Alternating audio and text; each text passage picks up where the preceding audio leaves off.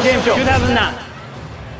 Hey folks, it's Ricardo, again on the TGS show floor. I'm in another corner of the Square Enix booth where I'm sitting with Shinji Hashimoto, who's producer on Front Mission Evolved, which, as you all know, is a new direction for the Front Mission series. So we wanted to talk to Hashimoto-san here to find out kind of exactly how it's coming along and how it came to be. So first question for you is, when did Square decide to kind of change the Front Mission series into this? This is definitely a very new direction for the Front Mission series. It's a big change, but the Front Mission titles in the past have gone through many different genres, and it hasn't always been one thing. So we decided that the TPS genre for this new Front Mission would be the best way to reach out to as many people around the world as possible. When you made the decision to change Front Mission into this new direction, had you had any thoughts about who was going to develop it? Did you think that you were going to already look for an outside developer? Did you try to develop it in-house? There were talks initially to develop the title in-house, but of course Square Enix developers are very in tune with the RPG genre and have a lot of know-how and experience creating games for RPG. But when it comes to TPS, we felt that we could use a lot of help from someone who has the experience of creating a great TPS game, and that was kind of the starting line of why we decided to look to a Western developer for this title. Now, what was the reaction when you started looking for Western developers for the series?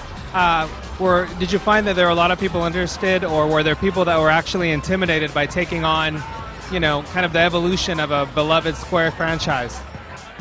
A lot of overseas developers were surprised when they were approached by us, asking why Square Enix is looking for a Western developer to work on this title. And we of course explained what I mentioned earlier, which was that we were looking for a developer that had a lot of experience with FPS, TPS, and action genres, and we're looking to incorporate that into this title. So once we explained that, people understood a lot better why we were looking out. And also, of course, we went over that Square Enix title has to have that story and dramatic element to the game, and the Wanzers, of course, is an existing series, so there are a lot of details that were already in place. And once we made it clear that a lot of these details had to be right in the game, and it's not going to be an easy job, we explained that up front, and the Western developers they understood why we were looking, and they were willing to work on it. And so once you were reviewing Western developers, what made Double Helix stand out to you as the one to take on the project? Timing was a big issue in deciding, because of course a lot of developers already have new titles that they're working on, and Double Helix had the perfect match of that experience and know-how we were looking for, and also a perfect match in the schedule, that they had an opening that they could work on this title. Now that development's underway, how are you finding the kind of collaboration between Japan and the Western developer going? Because I imagine that the work process is very different on both sides. It's definitely a new experience with a lot of surprises along the way.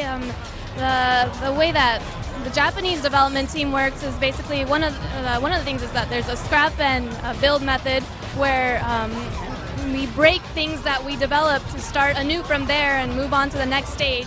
And there's a certain sense of waste there in time, and the Western developers don't really do that. Also, in the Japanese development process, we complete it stage by stage, so we have to complete the first stage in order to start the development on the next stage. But with the Western developers, we found that they have a broad overview of a structure for the entire game already set in place, and they start to fill in. So it's been a learning process seeing all these new processes that the Western developers work with. Now, even though Front Mission Evolved is definitely changing the direction of where the Front Mission series is going, you guys aren't completely taking away the things that fans love. Do you want to let us know about maybe some features that fans will look forward to because they're continuing on from the series? The Wanzers and the customization of the Wanzers have always it's been a staple characteristic of the Front Mission series, and that's definitely a big part of Front Mission Evolved. Not only can you customize, as usual, the design and the different parts of the Wanzers, actually you can have online matches with several different players around the world and put teams of Wanzers against each other, and that's really going to be a really fun and exciting element to the game. So I definitely like to have fans look forward to that. Well, thanks very much for your time, Hashimoto-san. And now we get to talk to some folks from Double Helix that are actually making the game. Thanks. Thank you so much. All right, so we heard from Square Enix about Front Mission Evolved, but now we get to talk to Double Helix. And I'm standing here with David Verifai, who's lead designer on Front Mission Evolved. And I guess the first question I got for you is, how'd you guys feel when you took on the project? Because this is beloved by many people who kind of weren't happy when they heard it was changing. Well, it's obviously very exciting when we found out. It's it's an honor to be working with Square. They very rarely use Western developers, so that opportunity was something that we look forward to immensely. Obviously, also a little bit scared at times. It's a big challenge, sort of taking a game that people have expectations for and sort of changing it. The name of the game is Evolved, Front Mission Evolved, and we've definitely evolved various parts of the gameplay.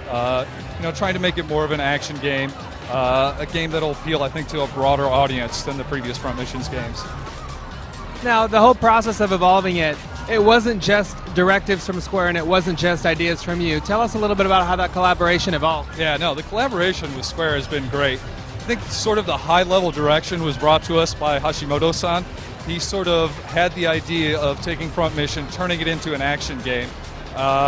He's played a lot of Call of Duty 4, and that was definitely one of the things that sort of inspired him. And then he left a lot of the details up to us on how exactly we would do that. So, we're big fans of the series. We've played the past games, and we basically looked at the mechanics and tried to decide, which ones would work well in an action game and how would we move them over. So we spent a bit of time doing that, and then we'd sort of put a build together, we'd play with them, and sort of iterate on the concepts until we were happy with the core gameplay. Now, what are we checking out here at TGS? What's playable? What kind of modes are we getting a taste of here? Yeah, so what we're showing at TGS here is basically a mission sort of in the later part of the game. It's a mission where you get to play the first sort of half of it in your Wanzer. But what's really special and hasn't been done in previous Front Mission games is you actually get to get out of the Wanzer in Front Mission Evolved, and in this demo you can play a bit of the human gameplay also, which is really a nice contrast. It gives you a better sense of scale. You really get to see the environment in a different light, first when you're 24 feet up in a Wanzer and then when you're on the ground. So I think it's a nice contrast that people will enjoy. Now, what's the deal with online play? Because you mentioned Call of Duty 4, and we've got big robots here and they're shooting. It's kind of expected. There will definitely be online play. Online will be sort of a separate mode from the single player, and there will be a variety of game types, some normal ones like Team Deathmatch, and then some more territorial-based ones where you actually have to try to control defensive structures and work as a squad. One of the big things about Front Mission is the customization of the Wanzers. So we wanted people to work sort of in smaller squads where they can customize together and sort of create team strategies. And the online gameplay will definitely support that. Now, there's obviously a large Front Mission audience that maybe is a little trepidatious about the game, but will probably give it a shot because, they love the series. Now, how do you guys see this game sort of going down with people that maybe aren't familiar with Front Mission, but say like first-person shooters or giant robot games? Yeah, I think there are definitely an audience we're trying to appeal to. We've made it an action-based game. I think one that's pretty easily accessible to the general public, but maintains some of the depth for the core fans. So we're definitely trying to appeal to both groups. Now, as far as the story goes, how does this relate to other games in the series? Is it its own individual story, or are you guys putting in references to the previous games? The story is its own story. It doesn't really take anything, but we definitely play up a lot of the things in the Front Mission universe. The factions from the previous Front Mission games are back. A lot of the political strife is back, so people familiar with the series will know who the players are and sort of understand the world politics that are going on. All right, David, well, it sounds like Front Mission Evolved is going to definitely be a new direction for the series. We're anxious to kind of check it out on our own, but when's everybody else at home going to be able to play it? You can play it on PS3, Xbox, and PC in spring 2010. All right, well, thanks very much for your time. That is your TGS look at Front Mission Evolved. Check back on the site for a lot more in the months to come.